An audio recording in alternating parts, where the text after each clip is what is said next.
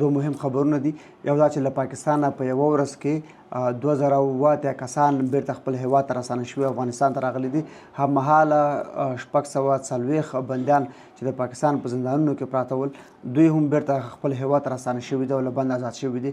د افغانستان د کډوالو او رسنیدونکو چارو وزارت د معلوماتو له مخې په یوه ورځ کې 341 کورنۍ چې ټول ټال 2008 کسان کېږي له پاکستان افغانستان ته راستانه شوي کسان د تورخم او سپین بولدک له لارو هیواد ته داخل شوي او له ثبت او لومړنیو مرستو وروسته خپلو اصلي سیمو ته لیږدول شوي دي.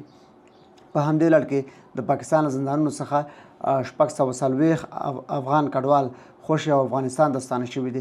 د پاکستان په زندانونو کې د افغانانو نیول او ساتل تر ډیره د قانوني اسنادو د نشتوالي له امله ترسره کیږي. د کډوالو وزارت وایي له خوشي کېدو وروسته دغو کسانو ته په افغانستان کې اړینې مرستې ورکړل شوي دي.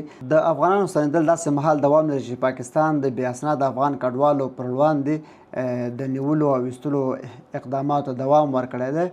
د بشري حقونو د سار سازمان په وینا په 2026 کال کې تر دې دمه له پاکستانه د 140,000 څخه ډېر افغانان ایستل شوي دي او دوی بیرته خپل هیواد ته راستانه شوي دي.